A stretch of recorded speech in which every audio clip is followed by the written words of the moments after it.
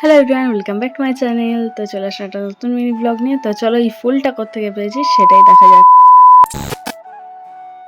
চলে এসেছি আমরা রেল লাইনের ধারে, আর এখানেই এই ফুলটা ছিল। জানি না এটা কি ফুল, যত সম্ভব এটা লিলি হবে। তো তোমরাই কমেন্ট করে জানো এর নাম যদি জেনে থাকো। কি ফুল এটা আমি একদমই জানি না, আমার বান্ধবী বলেছিল তাই বললাম। কিন্তু ফুলটার গন্ধটা না সেই ছিল, মানে ভীষণ সুন্দর ছিল গন্ধটা। ফুলটা দেখতে অতটা অদ্ভুত হলেও গন্ধটা খুব সুন্দর। তো যাই হোক এখানে আমি আমার বান্ধবী মিলে দুজন মিলে পাগলামো করে যাচ্ছিলাম, রাস্তার মধ্যে দাঁড়িয়ে ভিডিও করছিলাম, আর ওই পেছন দিকে লোকজন দেখছিল।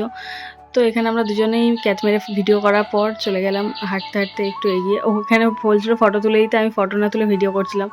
তো পেছন দিয়ে ট্রেন চলেই গেল আমাদের, ভাবছিলাম ট্রেনটাকে ক্যাপচার করবো বাট পারিনি। তো দুজন এখানে যেতে যেতে আমাদের এই গাছটা চোখে পড়লো, আর এত ভর্তি ভর্তি বড় বড় আম ছিল এখানে। উফ কি যে লোভ লাগছিল, বাট কিছু ছিল না যে পারবো। আর এখানে তো নজরই দিয়ে দিল, জানি না যে এখানে তারই পেট খারাপ হয়ে যাবে। তো এখানে এই কুকুরটাকে ফুলটা দিয়েছে, আর সে বেচারা রিজেক্ট করে ওকে চলে গেছে, ওর প্রপোজাল অ্যাকসেপ্ট করেনি।